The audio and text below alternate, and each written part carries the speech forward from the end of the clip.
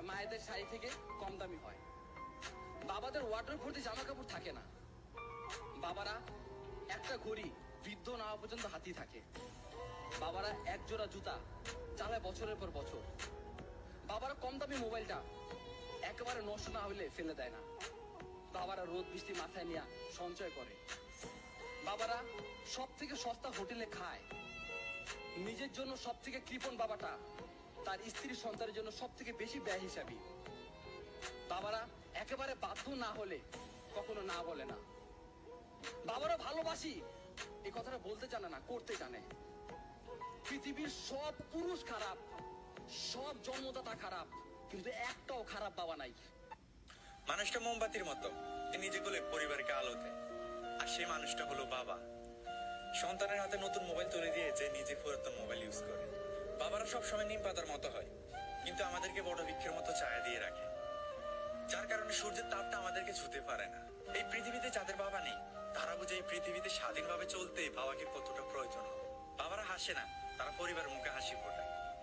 আমরা যখন আমাদের বাবার কাছ থেকে কিছু চাই, তখন সেই চাওয়াটা পূরণ করার জন্য আমাদের বাবা 10 জন মানুষের সামনে মাথা নিচু করতে একটু চিন্তা করে না। মাঝে মাঝে বাবা আমাদের কিছু চাওয়া পূরণ করতে পারে না, তখন আমাদের অনেক খারাপ লাগে। কিন্তু আমাদের অনেকের জানা নেই, আমাদের চাওয়াটা পূরণ না করে আমরা যতটুকু কষ্ট পেয়েছি, এর চাইতে 1000 গুণ বেশি কষ্ট বাবারা আমাদের চাওয়াটা পূরণ না করতে পারায় পেয়ে থাকে। বাবা শব্দটা দুইটা অক্ষরের, কিন্তু এই দুইটা অক্ষর দুইটা পৃথিবীর সমান। আপনি তা কখন বুঝবেন জানেন? যখন অক্ষর দুইটা আর এই পৃথিবীতে থাকবে না। প্রত্যেকটা বাবাই চায় তার সন্তান সুখে থাকুক। আমরা অনেক সময় বাবার কাছে অনেক ইচ্ছে পূর্ণ আবদার করে থাকি, কিন্তু অনেক সময় বাবা আমাদেরকে না করে দেয়।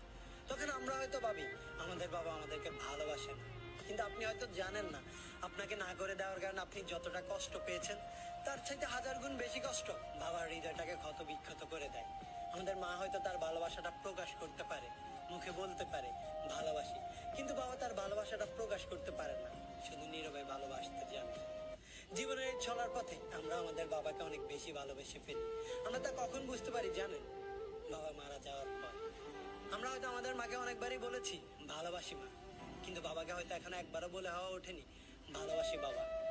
আশেপাশে খোঁজ নিয়ে দেখেন যাদের বাবা মারা গেছে, তারা এখন হাজারটা ইচ্ছে করলেও বলতে পারে না ভালোবাসি বাবা। তাই মৃত্যুর পর নয়, মৃত্যুর আগে বাবাকে ভালোবাসার কথাটি জানিয়ে দিন। বাবার সামনে গিয়ে দাঁড়ান আর বলুন হয়নি বলা একটি কথা, ভালোবাসি বাবা। মাননীয় মডারেটর, গতিতে আমি যখন একটি ভালো পোশাকের জন্য কান্নাকাটি করছিলাম, তখন বাবা আমার হাতে কাগজ কলম ধরিয়ে দিলেন, আমার দিকে ছুড়ে দিলেন একটি গাণিতিক প্রশ্ন। একজন দিনমজুরের দৈনিক আয় 300 টাকা হলে মাসে তিনি কত টাকা আয় করেন? মাননীয় মডারেটর, মুখে মুখে বাবাকে জবাব দিলাম 9000 টাকা।